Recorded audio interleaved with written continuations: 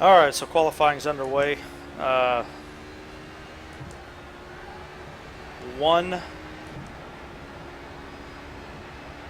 I'm the #1 plate. That's awesome.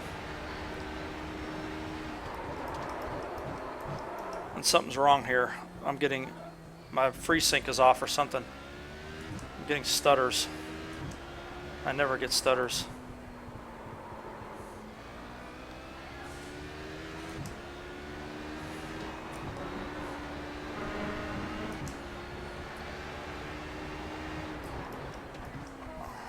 Alright, so I wasn't intending to, well, I guess I wanted to run a race, but I didn't realize that only 8 people were going to be in this.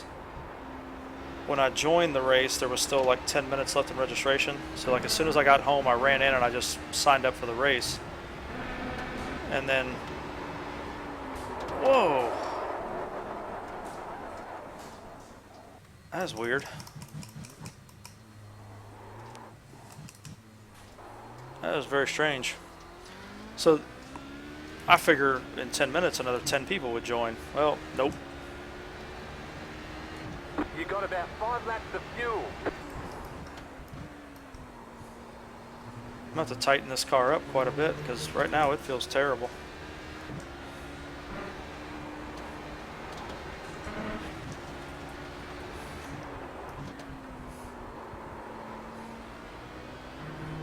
Wow, I'm getting screen tearing and everything. So something's wrong. Oh, you know what? I put my computer in sleep mode and it woke itself up and sat on my password screen all night long and all day long. So I bet that has something to do with it.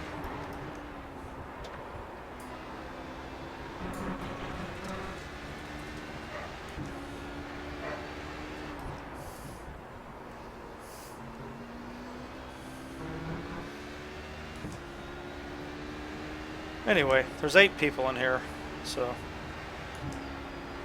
I forget where I was going with all that rambling.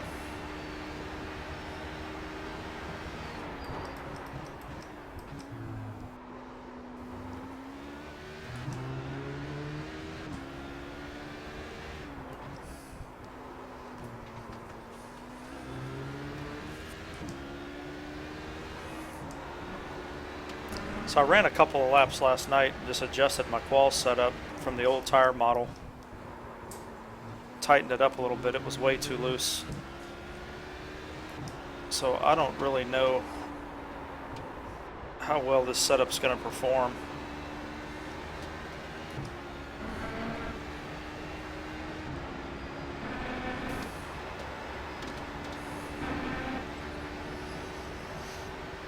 Tires obviously needed to pressure up a little bit so it was a little more stable there.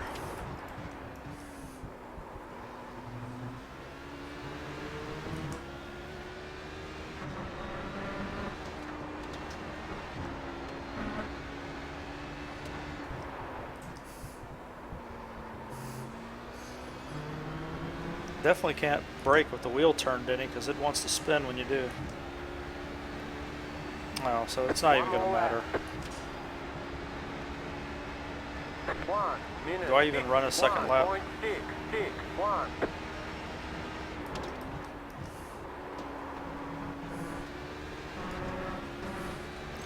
You know what? I'm not going to because I need to figure out this graphic issue I'm having. Alright. I need to get my tablet and everything else. So I'm going to quit. I will be back. I'm going to restart my computer. Don't worry, I have a SSD, so I'll be alright. Oh no, it says update and shut down. No, can't do that. I can't do update.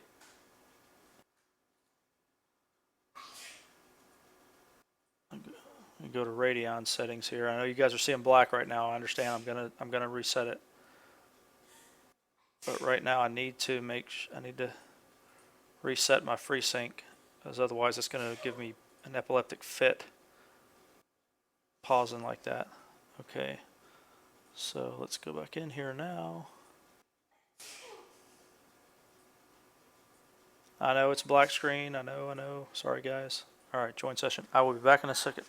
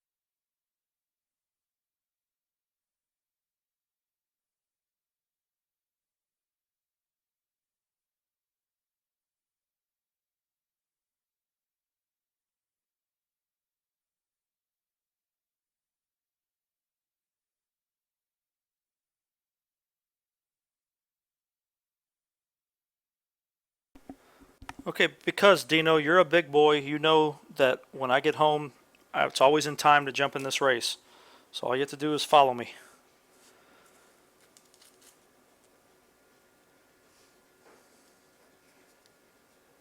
Wow, yeah, that's the second time you've gotten the blue screen of death there, Dino.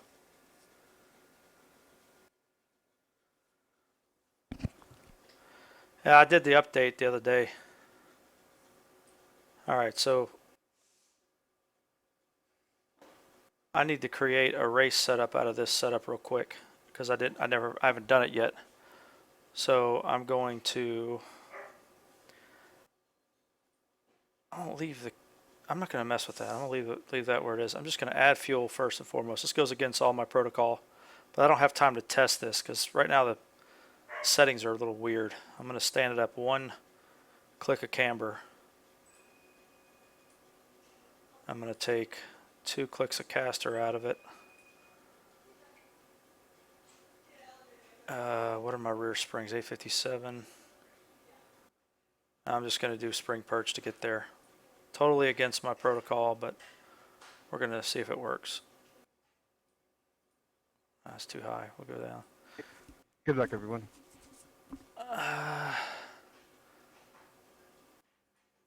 Let's do that. Make sure I took that rear ARB out. Okay, done. We're going to go with that. All right.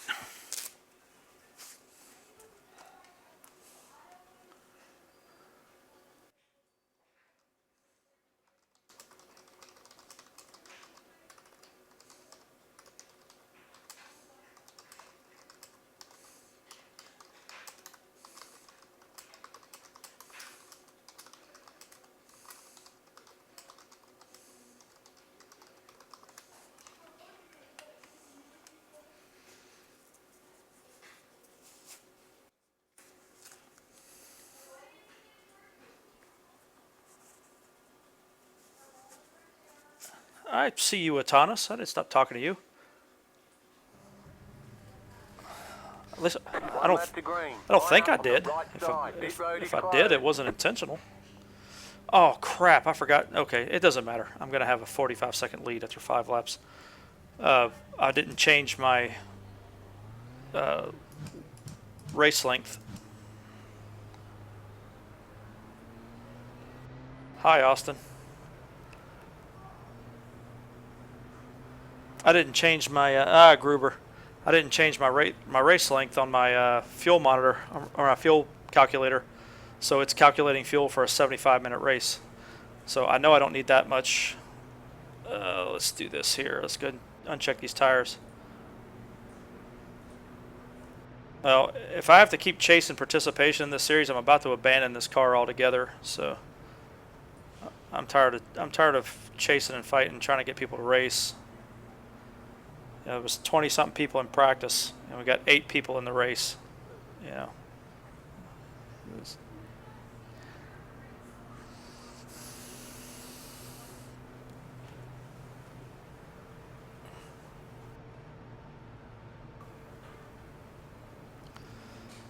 So I have no idea how this car is going to handle, since I'm just guessing at the setup.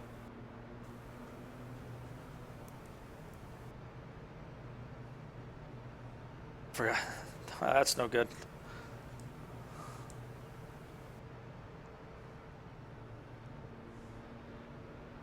Yes. So for the burgeoning HPD drivers, I do setup tutorials and I do stream a lot of my live races, a lot of my races in the car. So if you ever need to get a setup, you can always go to my channel and find them. And so the archives, so like if you're looking for one for Spa, you know, just find one of my old Spa videos. I always show the setup in detail, so you can just kind of copy them down in a pinch if you need it. Otherwise, if you see me in a practice session, just get in and ask me, and I'll share them with you. Sweet. Thank you. Yeah, because 6 seconds, and I didn't even turn a good. That was my first lap. I had an out lap in that lap. I had 0 practice laps. So yeah, we're gonna, and that's what you expect when you got guys who probably have just moved up to this car out of D-class license, so they're not used to it yet. probably still driving it like a GT car. So it's not that they're slow, it's just that they don't know the car like I do. So it'd have been nice if, you know, Dino and Atanas, you guys had jumped in the damn race.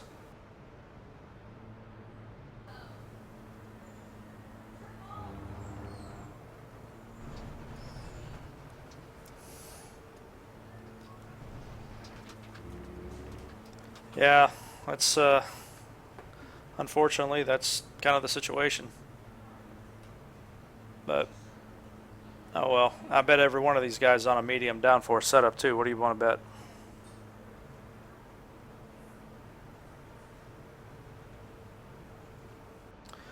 Yeah, that's the good thing. Autobahn's become such a good series to race in that, you know, I pretty much get my racing fixed by running against the Europeans on Sunday and then the Autobahn races every other Monday. I just liked the days of going to the European guys to farm their iRating and then bringing it back to the US time slots. That was always a fun game. So I kind of miss getting to do that.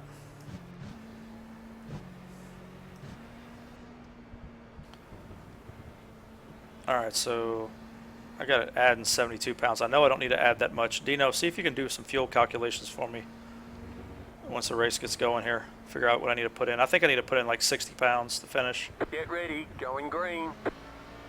The pace car is in.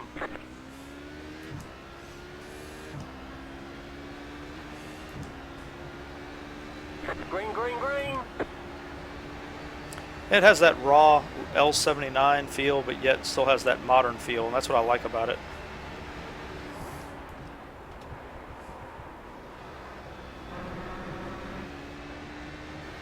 Yeah, I needed to restart my computer. This thing's choppy.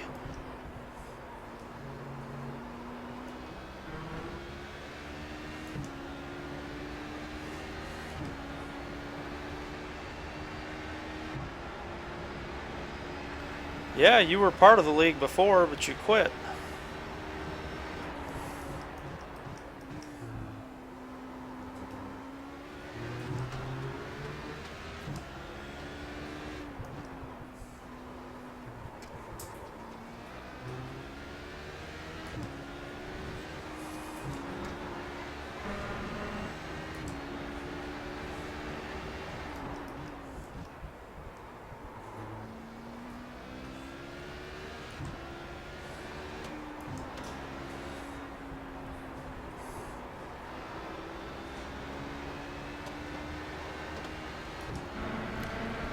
I tried to tell Jack and those other guys from ISR TV to come join it. They'd have fun in that league.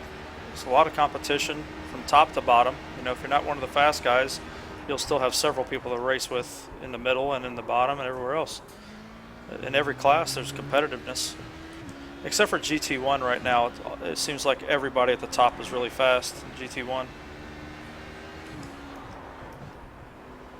But in Prototype, you know, we have like almost 4 distinct groups of pace in there. You know, you got like 2 groups that are running up in the front, then you have 2 groups that are kind of running in the back. So everybody has somebody to race against, and that's what makes it fun at the end of the day, is having somebody to race against.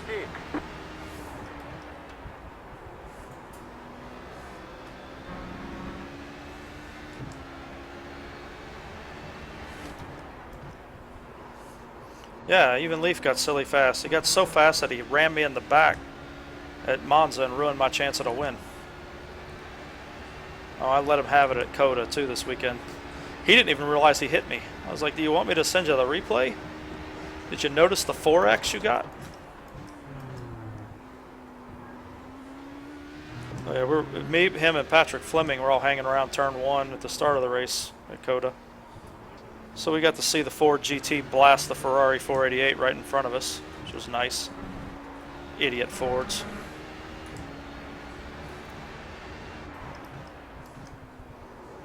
All right, Dino, so I'm under driving this car big time now. Instead of running it in deep, it just doesn't want to be overdriven here anymore with the downforce being taken off the front of the car.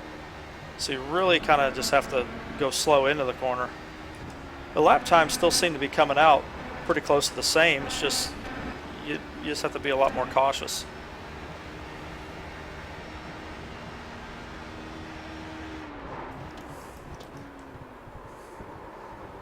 See, that's what happens if you run it in too hard. I went in too strong there.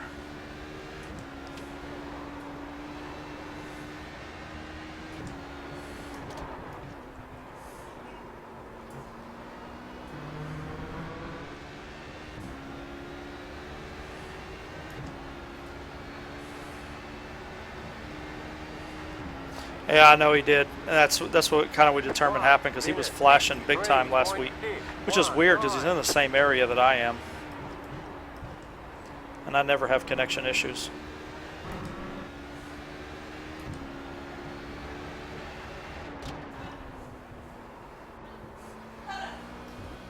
Oh, it's like we lost an HPD. Now at Imola, I hate the medium downforce shit.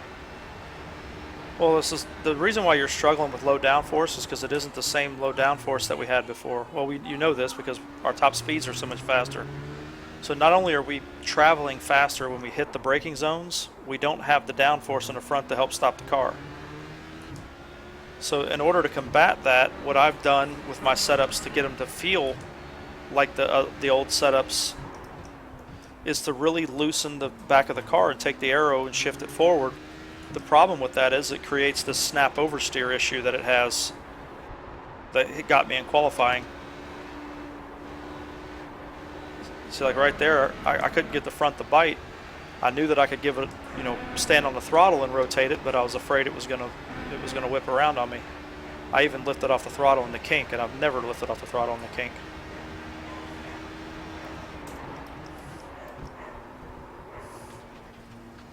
See, I don't know what's going on there, man. It's locking up and going sideways anytime I have any steering input. If I'm putting any input into the steering wheel when I'm on the brakes, it wants to slide. It wants to come around on me. And I even moved you saw it, I moved my brake bias forward. So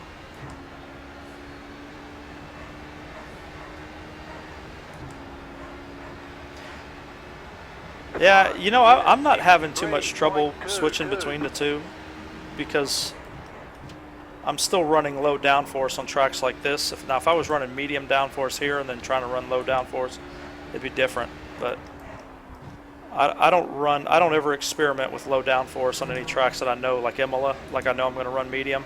I don't even experiment with low on that track. One thing I did do, last night, trying to get the the races are an hour, trying to get the car to settle down at Imola in that valley area that kills me so bad. I was working on slowing the shocks down a little bit on the compression to keep the car from scraping, and if I got better there, but that last chicane, it made it real vague, because the car just kind of glides across those bumps now, which in theory sounds good, but it's not, because you can't get the car to plant and come back to the left once you leave that chicane.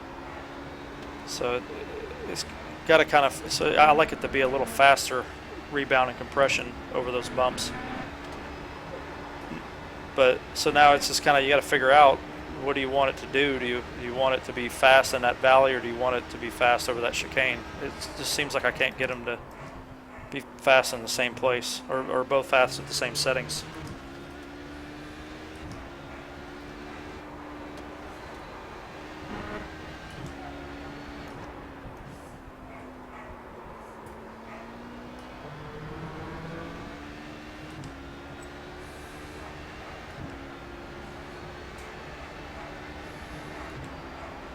I'm running 58 in this race, and I'm still getting a weird.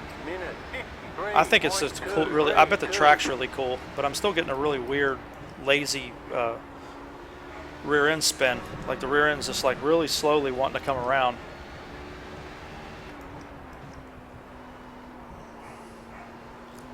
And that's if I get on the brakes late. If I get on, if I kind of brake a little early and run off the corner better, it kind of takes that out. But that's good to run like that when you're by yourself, but if you have somebody pressuring behind you, they're going to dive bomb you.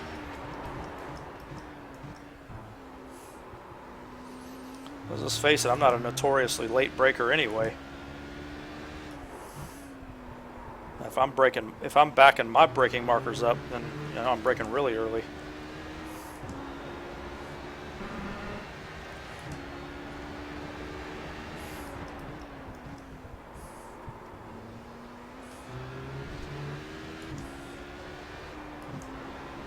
Alright, Dino, so it says I'm going to need to put in about 90 pounds of fuel to finish 75 minutes.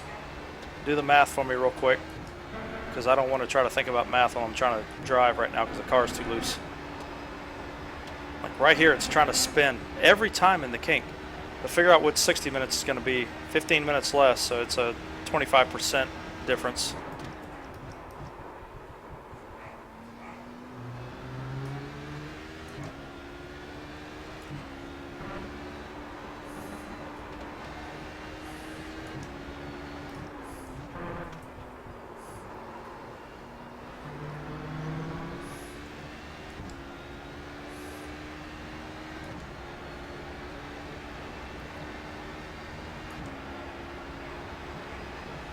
One minute 53.22.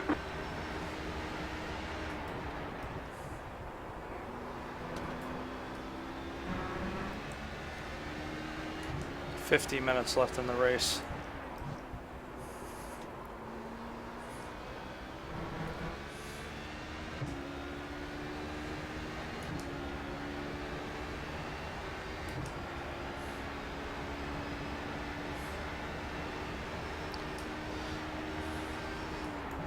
No, it shows me how much I have to add at the pit stop. It shows me how much fuel I need to add compared to what I have in it now. So it's saying I need to add 96.16 pounds, which isn't right. It's really, I'd put about 90 pounds is what I really need to add. It usually fluffs it about a little more than a lap. It's really conservative. So I'm figuring I need to add about, for a 75-minute race, I'd have to add about 90 pounds of fuel to what I already had. So it'd be 195 pounds of fuel total for 75 minutes. So see what that would be for 60.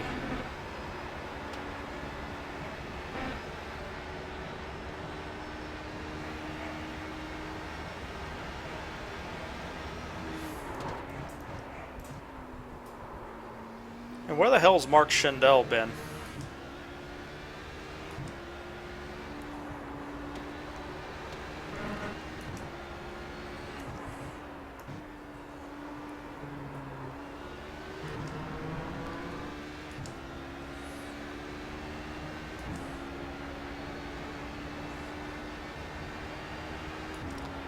Oh, the total to 75 minutes would be about 196 pounds.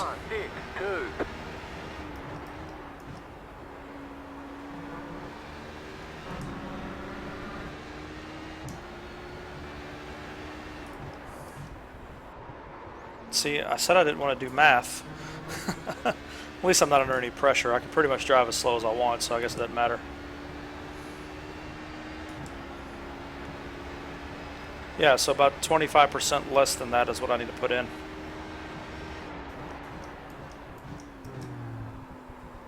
Of course, we know my history with fuel calculations.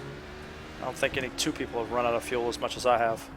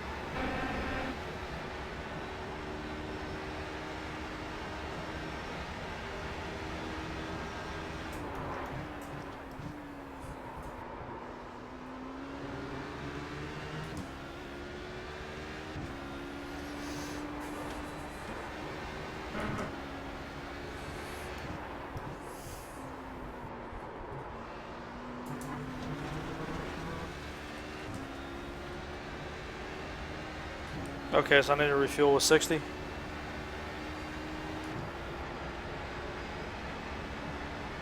Alright, that's about what I was thinking. That's what I remember. That's what I was thinking we usually would do here on an hour race. So that makes sense.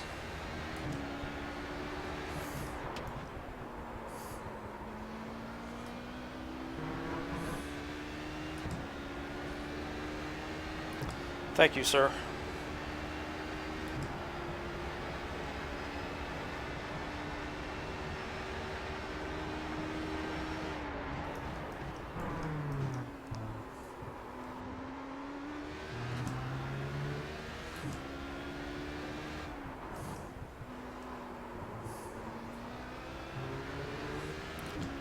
Well, who's Beaumont? An employee that I had to let go.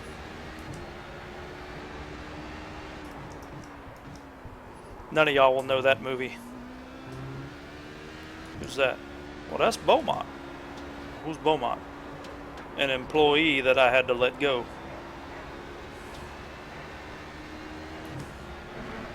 See, Beaumont put himself in a position where he was going to have to do 10 years or tell them everything about me. And if you know Beaumont, you know there ain't no damn way in hell he can do 10 years. And that's pretty good information to have. So this became a clear-cut case of him or me. You better be damn sure it wasn't going to be me.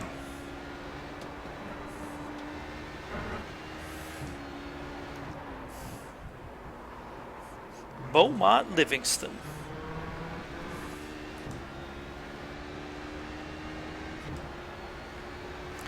Beaumont Livingston, played by Chris Tucker. 1 minute 53.682. And Ordell Roby, played by Samuel L. Jackson. Of course, Samuel L. Jackson's been in every single movie ever made. Reminds me of another movie quote. Whoa, wait a minute. Your name is Sam L. Jackson? Like Samuel L. Jackson? Yeah, who's that? Who's that? Have you ever seen any movie ever? He's the black guy.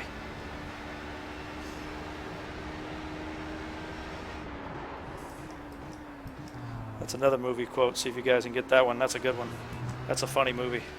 Very dumb, very brainless, but very funny. Have you ever seen any movie ever? He's the black guy. It's about the truth. Samuel L. Jackson, I've been seeing him in movies since I was a kid. Looks like he's barely aged, too. He still looks the same as he did in Do the Right Thing. A little thicker, not quite as skinny, but overall still looks about the same age. Hell, I'd have guessed back then he was in his 50s.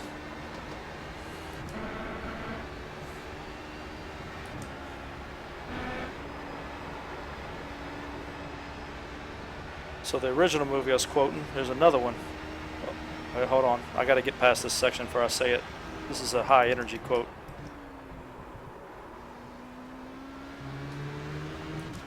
Oh, here we go, here we go. AK-47, the best there is. When you absolutely, positively got to kill every motherfucker in the room, except no substitutes. Personal preference of weapons aside, that's a great quote. I am an AR-15 guy over an AK guy myself. I prefer precision and accuracy. 3.056.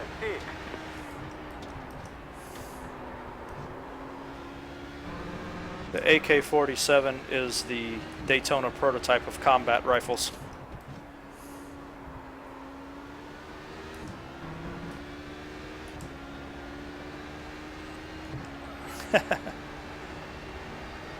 What's funny is, you know, people who watch this stream afterwards, and I've gotten messages from them saying it cracks them up that I'm talking to you guys because they can't see what y'all are saying. And one guy who was watching, he's not on iRacing, he was just watching the video. He sent me a message and he was laughing about it because he said he didn't know what he thought I was losing my mind, but then he realized that there's a live chat stream whenever it's being live streamed that he can't see when he watches the replay. So it's pretty funny. A friend of mine that I kart race with, hopefully he'll get on iRacing.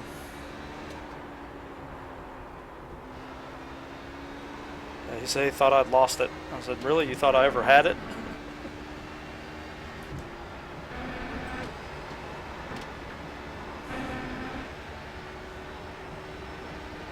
No, the AR-15 is an HPD, you knucklehead.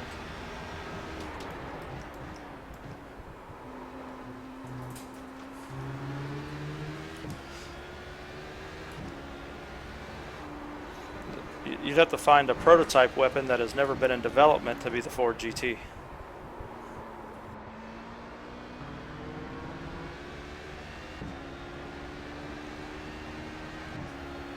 No, I prefer gas impingement.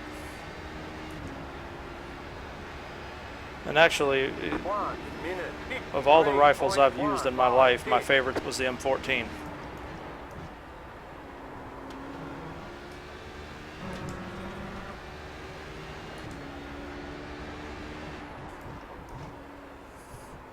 Are there only 4 of us left in this race?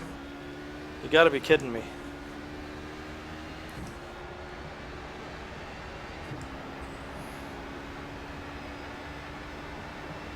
Yeah, because that Croatian gun is designed by Springfield Armory. It wasn't designed by the Croats.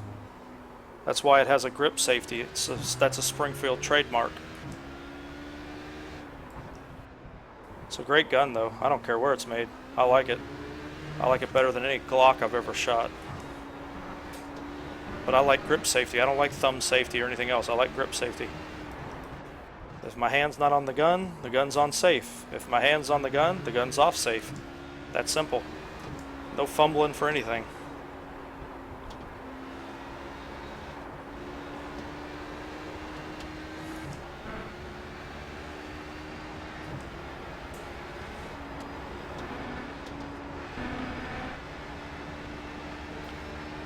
Yeah, the 308 Winchester is just a great round.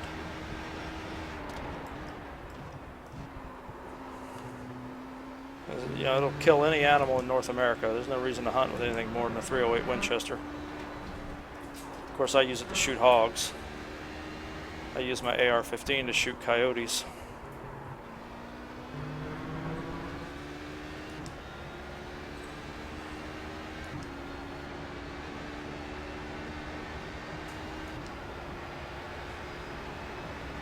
No, it is. The Croatians made the gun. Springfield Armory designed the gun. That's why it has a grip safety.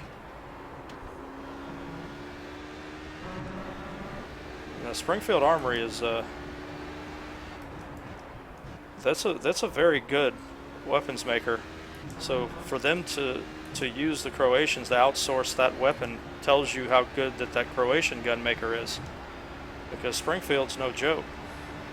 They have all the dies and tools from the old Springfield, Massachusetts Armory. And they got all the government contracts for it too. So for them to outsource to Croatia, it means that the weapon was well made. They wouldn't have done that. They wouldn't have done that just for cheapness, because it did save them costs, because you have a gun that competes in the $1,000 gun range, but in the Glock price range, in the $500 gun price range. So it actually worked out really well.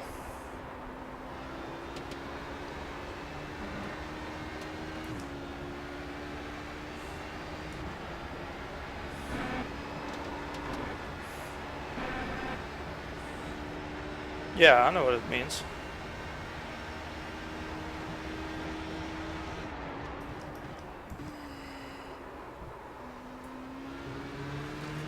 And it fought, you know what I like about it better than I do the Glocks is it fought, and you can see the picture in McInnes's picture of his Glocks, or his 2 guns. One of them's a Glock, the other one's a Smith & Wesson, it's an M&P. But if you look at his Glock, you can see exactly what I don't like about him. The barrel does not point straight with the grip. So if you point your finger holding a Glock, the barrel is going up at an angle away from your finger. If you point your finger holding that Springfield, the barrel is perfectly in line with your finger. The Glock is always shooting above, so your natural tendency is to shoot high with it, whereas the Springfield, it's always in your natural line of sight, looking straight down your finger.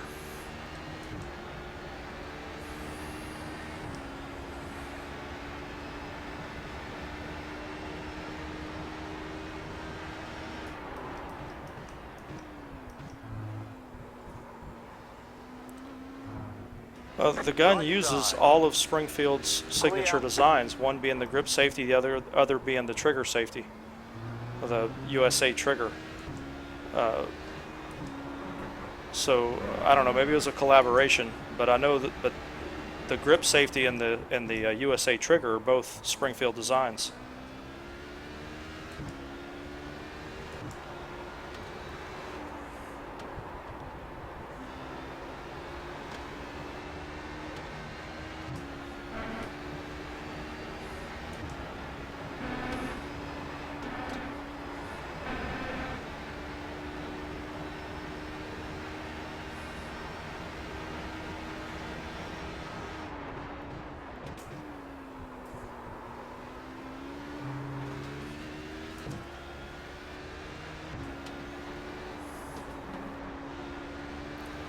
Alright, I'm ready for this race to be over.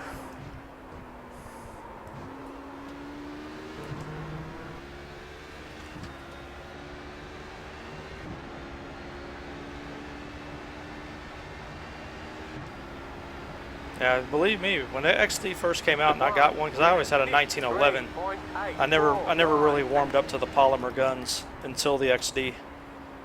And I remember guys in like the Texas Fishing Forum, they started talking trash about it, you know, and it's usually Glock guys who do it because they're threatened by it for some reason. Why people care about someone else's gun is beyond me.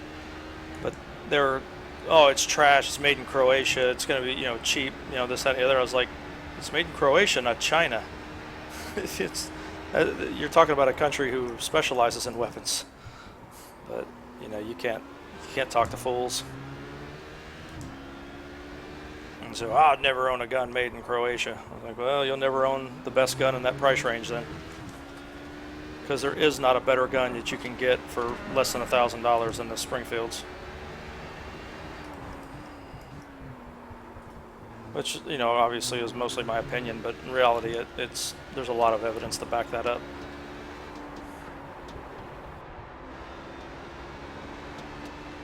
And I don't really care if you can bury a Glock in mud for 6 years and still shoot it. I don't bury my guns in mud, so it's not an issue for me.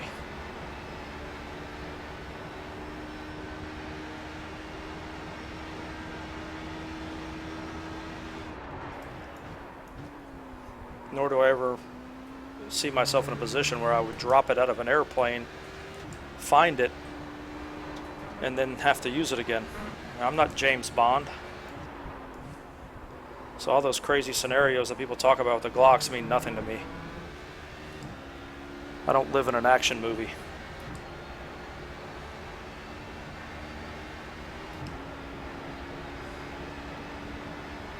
One minute 52.578.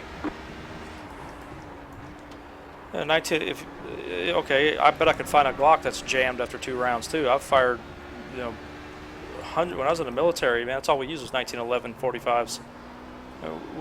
All those guns we had were from like original 1911. They'd had millions of rounds fired through them, and when they jam, all you do is hit the slide and it would unjam them. They never jam, they just got a slide stick is all we ever had with them. And these are the ones we used to get the rest of the people on the ship qualled for guns, things like that. So you had idiots firing thousands of rounds through them all the time. The 1911 is such a clean design. It's more artwork than function these days, the 1911s are.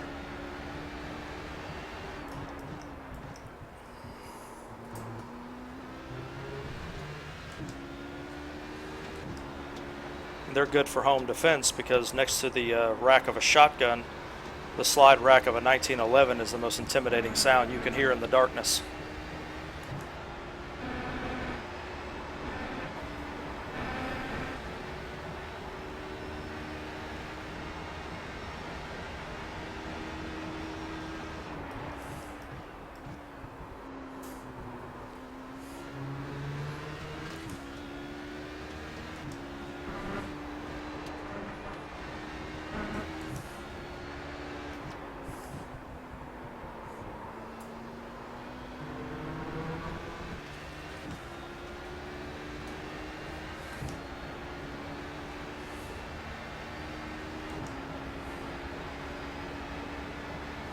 1 minute 50. Yeah, I know what you're saying. It's just the whole reliability issue is way overblown. Like I said, you know, my XD is never jammed, and I don't even clean it every time I shoot it. I sometimes shoot it 4 or 5 times, you know, without cleaning it. Now, 1911, you got to clean them more often, and they're more difficult to clean because there's more pieces to take apart, things like that. But you know, a 1911 that's regularly cleaned with dry cleaning solvent and then, you know, finished off with linseed oil is going to be reliable. And the big thing is, like I said, it never stovepipes. I've never had one stovepipe. It's always just a slide, not quite chambering the round. So it's not really a jam. And all you do is hit the back of the slide, and it chambers around. It's really, I've never had an issue with other than that with a 1911. Because the way that they're built and as heavy as the action is, there's really nothing else to have happen.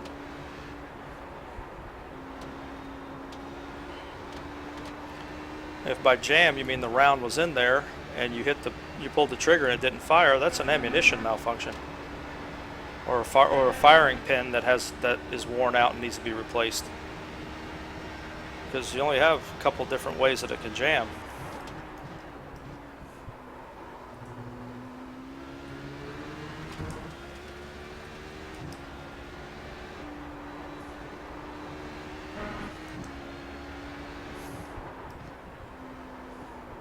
So what do you think? Can I run out of fuel and still win this race? Can I take a tow?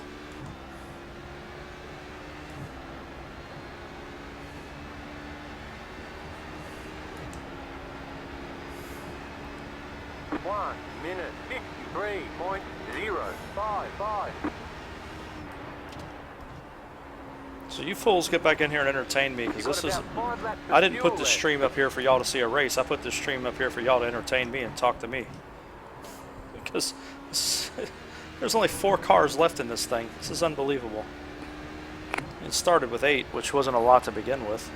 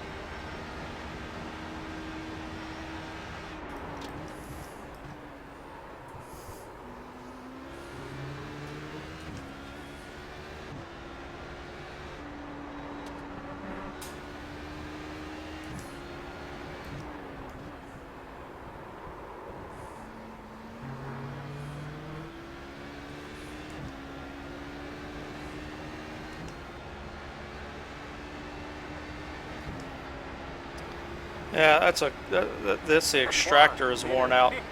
It's got the little, if you look at the extractor on 1911, it's a little thin prong that comes out, and they have to be replaced every several thousand rounds.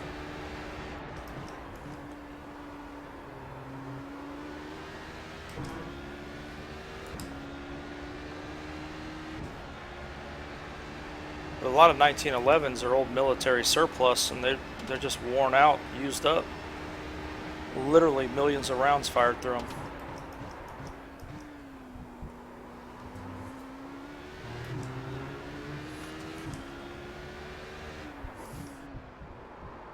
With very little maintenance. But the 1911 pistols were always known for their reliability because their issues were easily solved.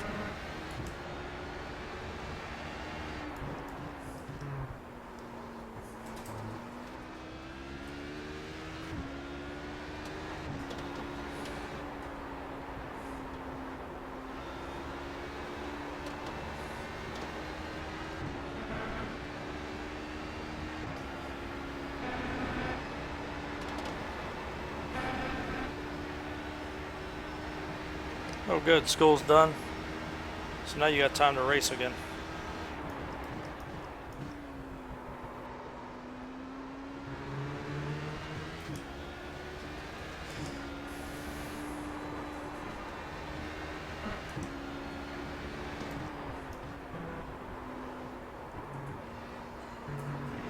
So I'm in here putting, 150 of my iRating on the line just to win, 20. Your ass should be in here. 1 minute 52.518.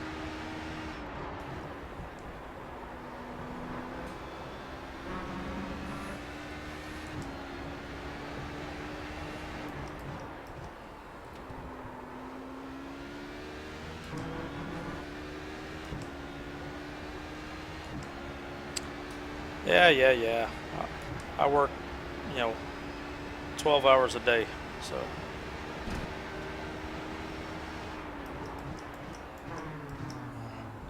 And after Joni Bachman slapped you around when you tried to bust on him, I would think you need to get some more races in so that you can go revisit that argument.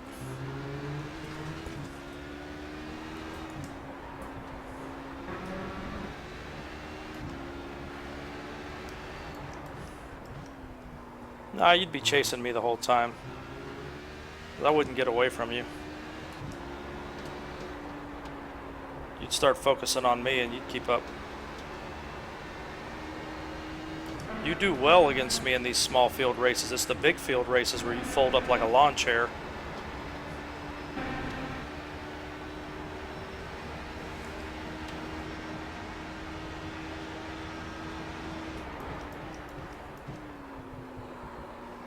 Look back at the history. When you're in races with me where there's only a few of us, you always fare well.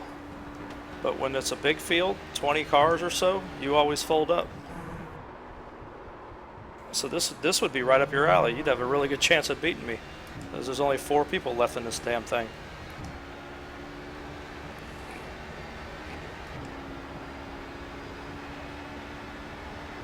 One minute 52.527. Ah, man, you love your job. Stop talking nonsense.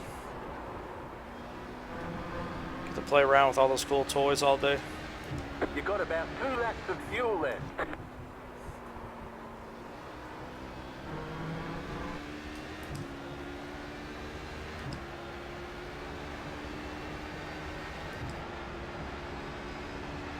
Yeah, but it's different when you're in the race following somebody.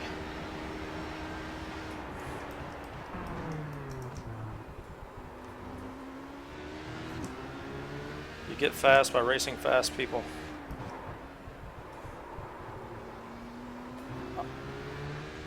My pace picked up significantly when I started racing against Gabber and Dennis Garis on a regular basis.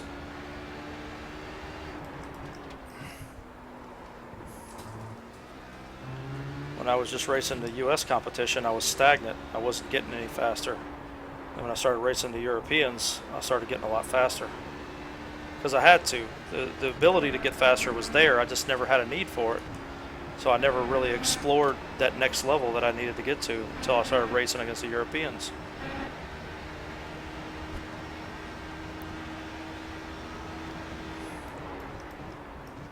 That's #1 rule of racing. To be fast, you have to race fast people.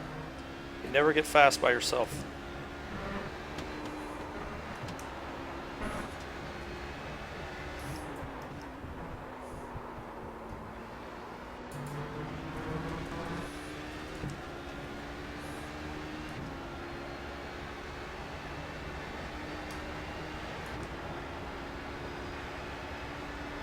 Alright, I gotta remember to pit this time around. 1.9. I just turned my fastest lap too. Which, since the tires don't fucking wear, I guess it stands to reason that I would turn my fastest lap right before I go into the pits. When the car's at its lightest. And don't quote me, but I'm pretty sure that was faster than my qualifying time.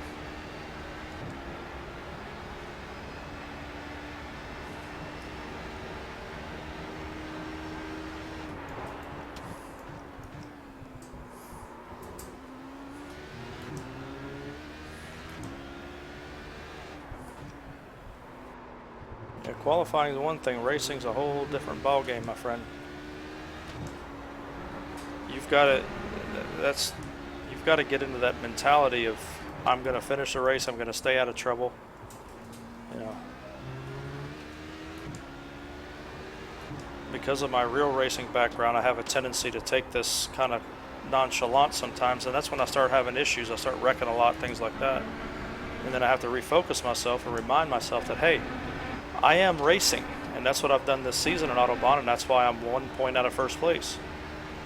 Because I'm finishing races where I wasn't before.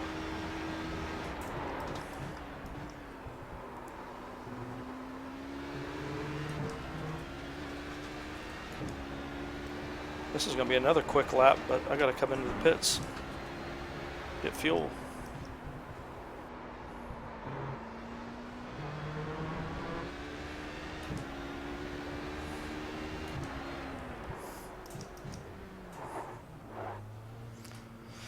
So you said 60 pounds.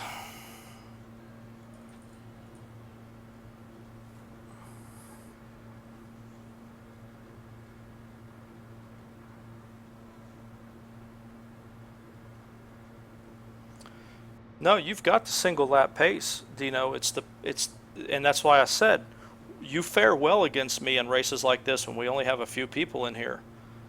It's the big grids, the 25, 30 car grids where you're having problems. It's something, I don't know if it's the other cars around you are distracting you and you're not focusing just on your race, but that's where your issues come in. I don't think you'd be very far off if you would race the big grids just like you do the small ones.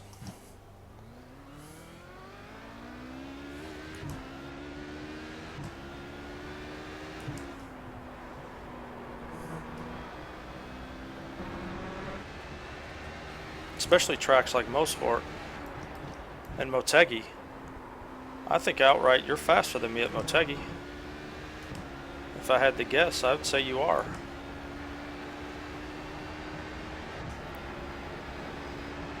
But when I'm preparing for this race, you know, this season at Motegi, am I thinking about you as somebody who might finish ahead of me? No, because I'm thinking that you're going to run into an issue. I'm thinking you're going to Dino it somewhere along the way. And I shouldn't be, because I've raced you there and watched you just steadily, 1/10 of a second every lap, pull away from me. So I know that you can do it. You've just got a mental block when it comes to big grids is all. And I remember a race at Mosport where I was stuck behind you for an hour, couldn't get around you. Couldn't do anything to even get in a position to get around you. Because no matter how fast I went, you always, oh no! Look at that, talking to you. No matter how fast I went, you always seem to have that split second better timing than I did. Your car has too much damage. We've got to fix it. I can't turn. It won't turn, you know. Oh well. Messing around talking to you. It's no big deal, man. I don't care. I'm going to finish ahead of, you know, 3 people at least. So. It's going to be like a 45-minute repair.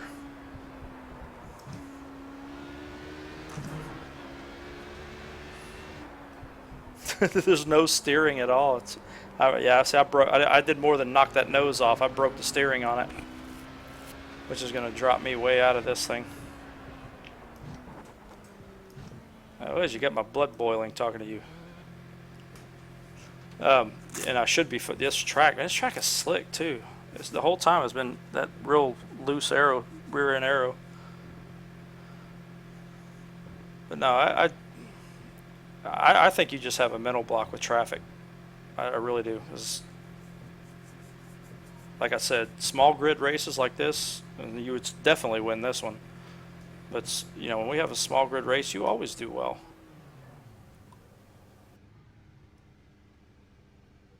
Uh, 10 minutes of repairs. How much time is left? 16 minutes. Do I want to do that? Do I want to stay in here and wait? Well, David, you're going to get a win, sir.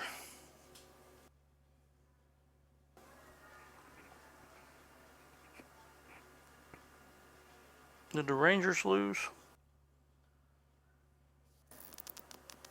That's what I really want to know with the Rangers. Bottom of the 5th, 5-3.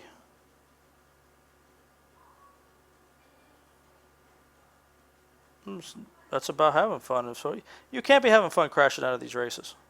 I know better than that. Tied at 3. Okay, it's 3-3 in the bottom of the 7th. No, I'm just going to back out of this. I'm not going to sit here and wait all this time for this car to be fixed. Because let's see, I'm going to finish 3rd because these other 3 are out. They didn't even start. These are geniuses that didn't realize that the race went official. And so they're the kind of guys that'll complain and say that they lost their iRating or they demand their iRating back because they didn't even start the race. Well, the race is official. You should have stayed in here, pinheads. Alright, so I'll finish 3rd. I'll take that. I'll still lose iRating, but I won't lose near as much. I'll probably lose 40, if I had to guess, depending on what their ratings are. I mean, if their ratings are all in the, less than 1,000, then I'll lose a lot more than that. But I'll probably lose about 40 iRating if I had to guess. All right, well, another choke away race. I will see you guys on the next one.